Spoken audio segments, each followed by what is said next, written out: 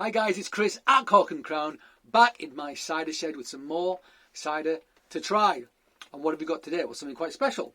It's another one from our CraftCon box, which is the box that just keeps on giving. It's a TARDIS, that box. It's the best value box I've ever bought.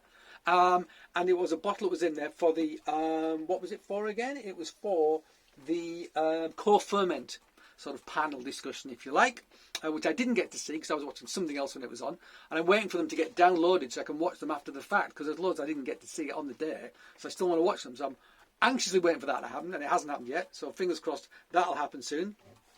But what we've got is something from Once Upon a Tree, a producer we have had in the shed before, and not for a while though. This is a limited edition Cabernet Core Sparkling Rosé Cider 2018. What does it say on the bottle? Cabernet Cortez and Cabernet Sauvignon. Cabernet Cortez is not a varietal I've heard of before, but Cabernet Sauvignon, very famous red varietal I've heard of before. So the for grape skins co-fermented with fresh pressed Cabernet apple juice, traditional method sparkling. Okay, so lots of interesting stuff here. So they've got fermented the Cabernet on the grape skins, and then they've done traditional methods, so champagne method basically. So they will have let it ferment to dry, and then they would have bottled it with some sugar, possibly some more yeast as well, possibly champagne yeast, I don't know. And then that would have gone through secondary fermentation. I assume they riddled it, got it upside down, froze the neck, disgorged, then topped it up again a little bit, often with just a bit of apple juice or something, or a bit of cider, still cider, whatever, and then corked it. That's what they would have done. And I assume they've disgorged because it's quite bright, this. So that suggests, they've got rid of the sediment and the leaves by disgorgement, which is a French word for disgorging.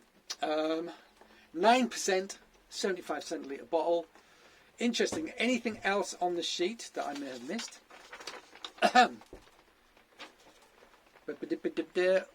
Once Upon a Tree's second grapeskin co-ferment. Cabernet Cortez is an early ripening, disease-resistant variety with lots of promise in UK viticulture.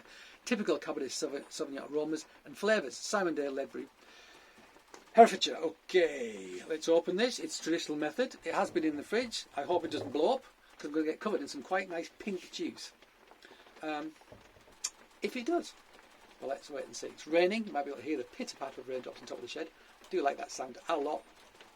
Very nice. So let's have a look. Doesn't look like it's going to blow up. No, that's coming off. Come on, you little get.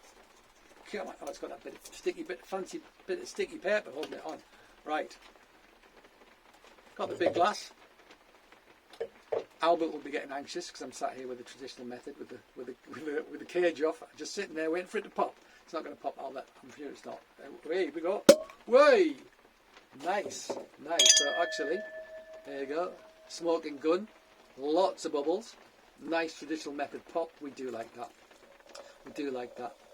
So one of the things I like about champagne method, and I think I mentioned this in the Chalk Down film, is one of the things it brings to the party for me primarily is that brioche bready character. That's the main thing. Champagne yeast, I don't know if they've used champagne yeast. I mean, most people do use champagne yeast to do traditional methods because it ferments to dry, it does the job. And it's sort of more predictable than wild yeast. But yeah, that brioche character. If you're not letting it sit on the leaves, letting the autolysis take place, letting that brioche bready character get into it, for me, I always feel a little bit disappointed. I look forward to that. Not all champagnes, champagnes, let's talk about it as it's champagne, because, it kind of is. You get champagnes which are very clear, more acid driven, less of that kind of brioche character. I tend to get a bit disappointed when I have those. I feel like they have less to offer. It'll be interesting to see what this brings to the party. But there's the colour, as you can see. Where's my thingamajig? There it is. So you see, so it's a rosé. Almost Tizer, I would say that colour is. Almost Tizer. It's quite a dark rosé, and it has like an almost tiger, sort of tiger. Looks like a tiger. Look at Tizer element to it, I would suggest. For those of you who are too young to remember Tizer, Tizer's still around?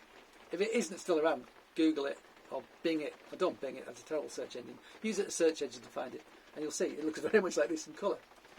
Unless my memory is deceiving me, which is very possible. I'm an elderly gentleman. Let's smell it.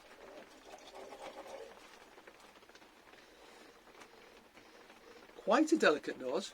I do get some of that nice Cabernet bit of sweet character, I must say. And on top of that, there's a layer of slightly sort of red wine tannic element to it.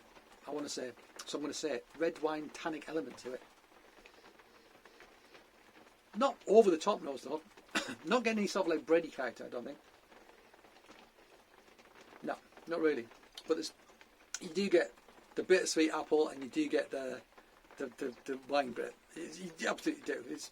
Those two things are very obvious. I'm not a big fan of co-ferments quite often, because I feel like co-ferments sometimes are just too much. People throw too many things in. You know, it's a bit like sticking things in barrels which have still got too much whiskey in it or something, and then it douses the flavour at the side. You can't really taste it. You can taste the whiskey. Sometimes I think it's almost like a mishmash, just a hot pot of stuff thrown in without any clear idea of what the results will be. At least with this, what I like about it is two quite distinct things. It's the grapes, or the skins of the grapes, and the cider, and that's it. And it's single variety as well. So there's a simplicity to this co-ferment, which actually I find appealing, I must say. Right, let's taste it. Let's just taste it.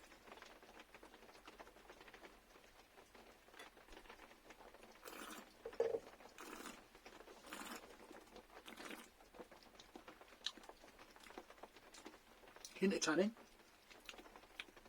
which will come from the Cabernet, because it's a bittersweet, but also from the grapes, from the grapes, from the skins.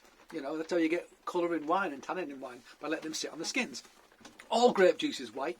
Doesn't matter what colour the skin is. You make red wine by leaving the white juice sit on the red skins. That's why it goes red. Okay, so this has got more like a rosé character, much more like a rosé character than a red wine character.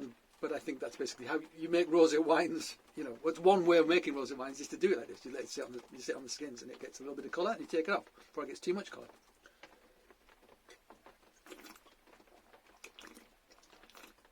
Fine bubbles, nice fine bubbles. So you do get that bittersweet character. I feel like there's a hint of residual sugar in this. I feel like there is. I could be being duped by the rich fruit character, but there's almost like a red fruit character to this as well. Like, I don't know, some sort of berry.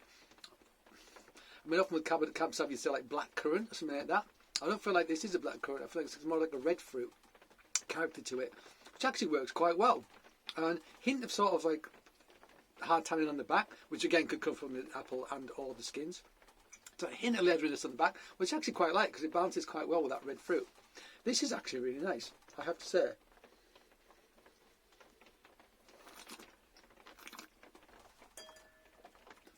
You could give that to a wine drinker very happily, and they would say that is a delicious beverage.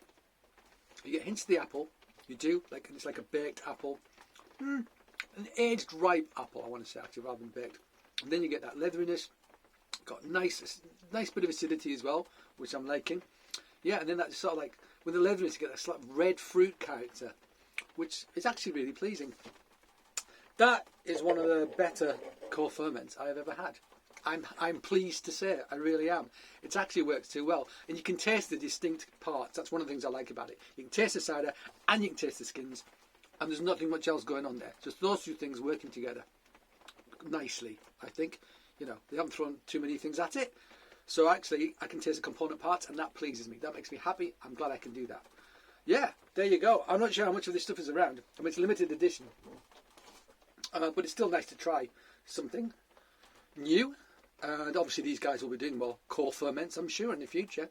And based on this one, I think they're worth seeking out. I really do. I think this is a nice drink. It's something different, but it's not too far removed from cider to make me think, well, I wanted cider and I didn't get it. Yeah, this is cool. And it's making my synapses fire. Me like. So there you go. Cabernet Corp from Once Upon a Tree. This is their 2018 offering, so maybe there's a 2019 offering around already. Could be a couple of years. Yeah, with the traditional method can take a while, like a couple of years usually till they're released. 18 months in the bottle often, you know. And then you've got to do the initial ferment plus that secondary ferment plus the time in the bottle. Then you've got to disgorge refill. So a couple of years. So there might be a 2019 around already. I don't know. If there is, see if you can get hold of it. If not, when it does come out, see if you can get hold of it. All right, guys. Thank you for joining me back in my shed. I hope you join me again. But until then, cheers.